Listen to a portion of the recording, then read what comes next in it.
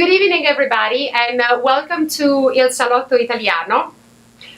Tonight we have as our guest Barbara Bird, lead faculty for Italian at College of Southern Nevada here in Las Vegas. Good evening, Barbara. Buonasera. Buonasera. So, you are a teacher from the lead faculty at CSN, and of course you know Italian perfectly. Not perfectly. I can I don't know guarantee English almost perfectly either. almost I'm always perfectly, learning. almost perfectly. And tonight, obviously, you're going to talk about adult learning and how it is possible to learn a language even as a grown-up. Right? Right. Perfect. So let me ask you a first question. How did your relationship with the Italian language begin? So this is a story that I haven't told too many times, honestly. But in the first half of my life, I had nothing to do with Italian. I grew up in a small town in Ohio, and I really didn't know anything about other cultures and languages. I studied French in high school because I couldn't roll my R's, and so I couldn't take the cool Spanish class. But I grew up Mormon, and I actually decided to go on a mission when I was 21.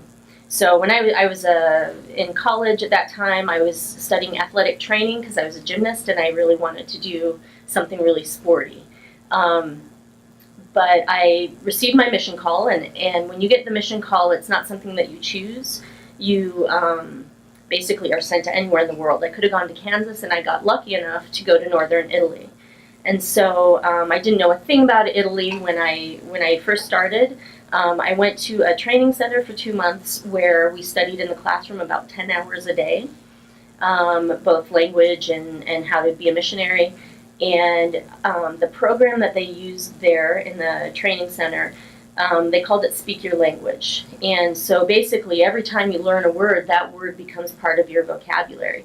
So once I learned the word for table, I never say the word table, I only say tavola. So I loved that program. I jumped in full force, and I was speaking more than anybody else, still couldn't roll my R's. But I was speaking lots and lots of Italian. After 2 months, I got on a plane. I got to Italy. This was in 1997, so that dates me a little bit. But I got off the plane, and I walked right out to the sidewalk and started shaking people's hands and said, buonasera, buonasera. And these little old ladies were looking at me kind of funny. What do I have to do with anything? But I was so excited to speak with Italians. Finally, I could finally use this language that I had learned. My Italian surely wasn't very good at that time. In 2 months, I studied everything from present conjugations to the subjunctive tenses and imperfect of the subjunctive and all these difficult grammar points, and I certainly wasn't speaking past the very basics. But once I was there in Italy, I made the commitment that I was only going to speak in Italian.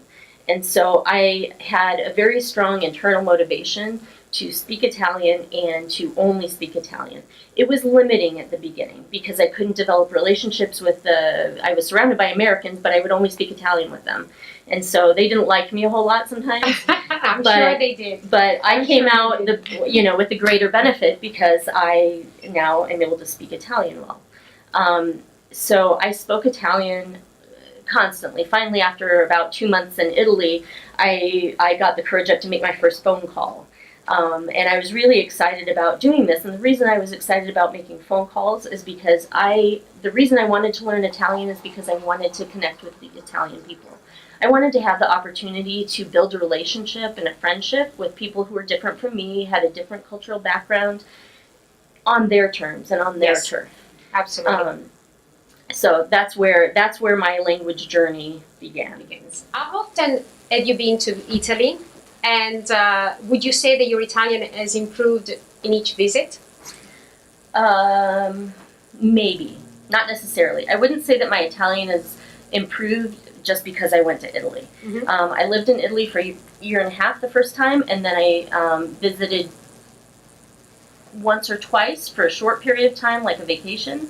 And then I moved back again for another year and a half after I finished my undergraduate degree. And it's when I moved back again, or sorry. When I first left Italy, after that first year and a half, I was very afraid of forgetting my Italian because I didn't really have people to speak it with at home. It was expensive to call on the phone, and I did call on the phone, but it was very expensive back then. And so I was very afraid of losing my Italian. The way that I maintained my Italian and even improved it was by listening to these cassette tapes that my friend made me. So she made me 9 cassette tapes with all of the most popular 90s music in Italian.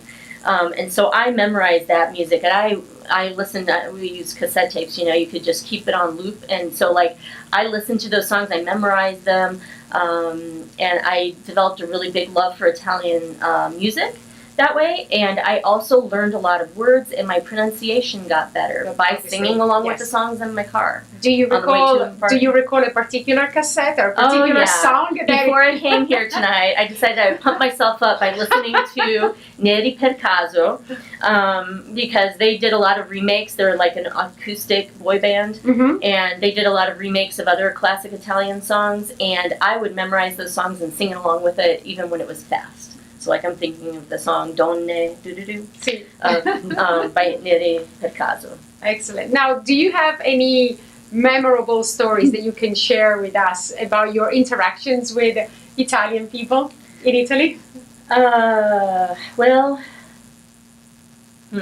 Memorable experiences with Italian people.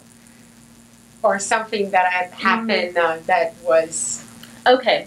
As a missionary, I was put on the spot a lot. I had to speak. And I had been there maybe a month or two, and this is kind of funny. We're always with a companion, and my companion happened to have narcolepsy. And so she would fall asleep when we were teaching a lesson or something. And I, at that point, had only been in Italy for maybe a month, and she fell asleep right next to me, and I said, okay, I've got to continue this. And so they didn't understand me all the time. They would nod their heads and smile a lot. But I kind of had to put myself out there and try to communicate.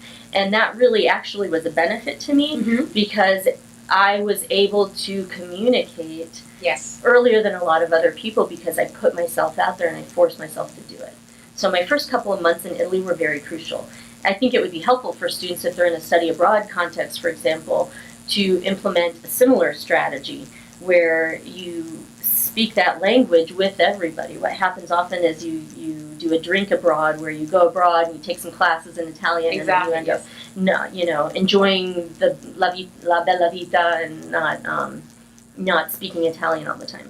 Now, when did you realize that you felt confident in your Italian skills? I still don't always feel confident in my Italian skills.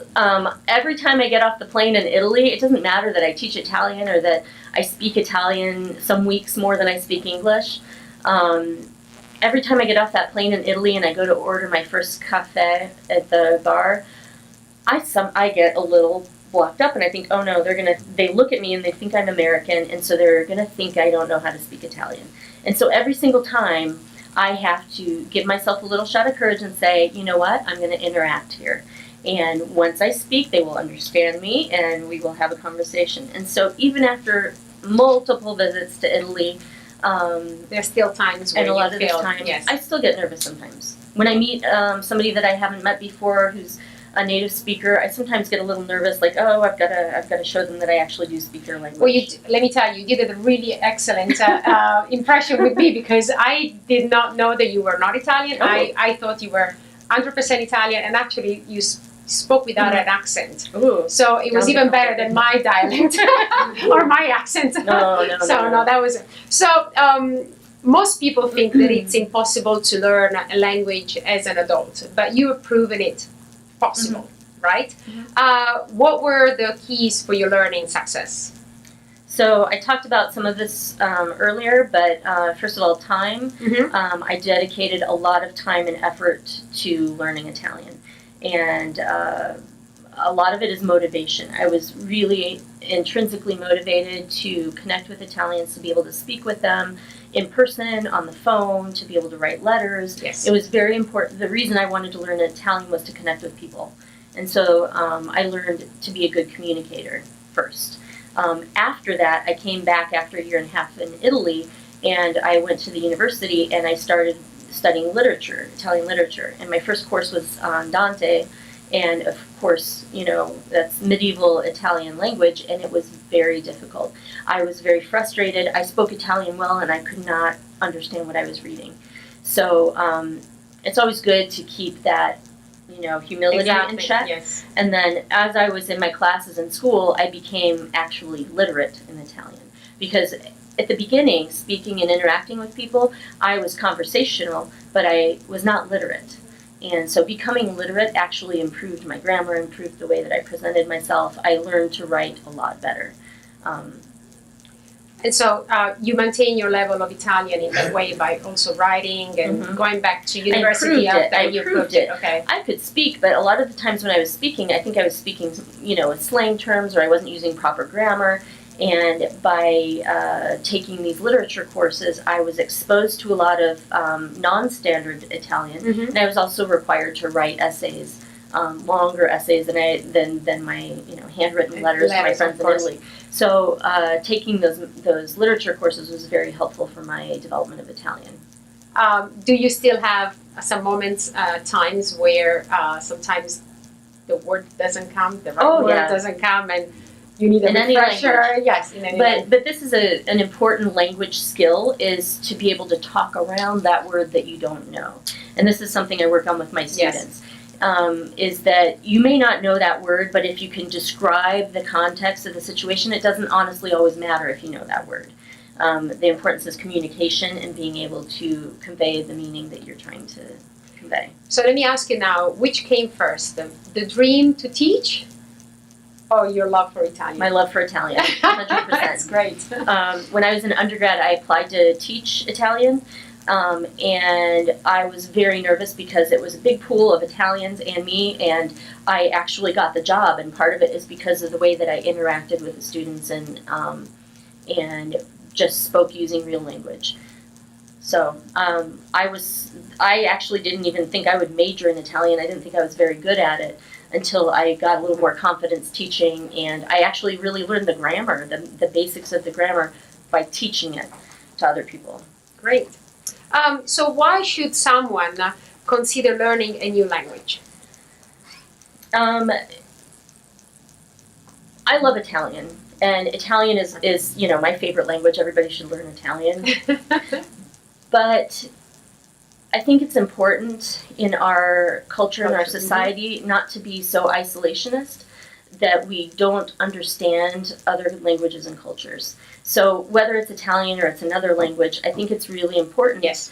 Especially in the United States, we're so isolated sometimes and so, I don't know, nationalistic and full of ourselves sometimes that we don't realize that, you know, America may have a lot of the best things in the world, but there are a lot of great things that may be better than ours even if we're willing to go discover just them in to other widen, I guess, and your cultures. horizon sometimes and your views and yes, I think it's So a knowing personal other- growth as well. Yes. Right. Knowing other languages and cultures helps you to also communicate, not in those languages and cultures, but to communicate with people who think differently than you do.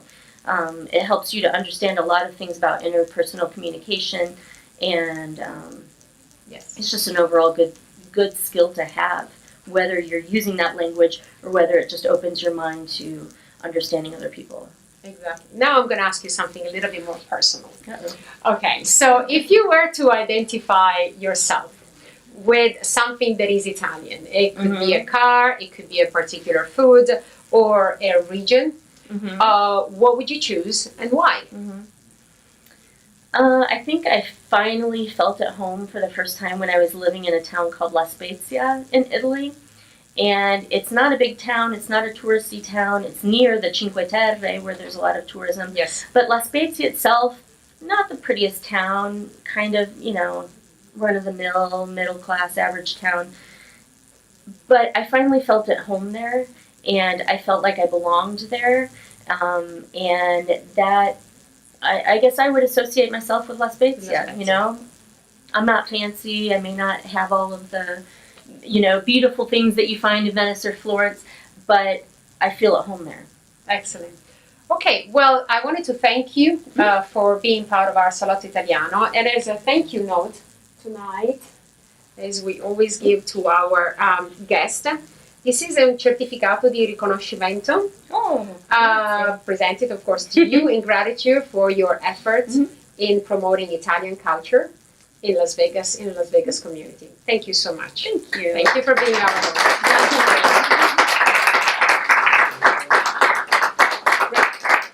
And thank you for being here tonight again.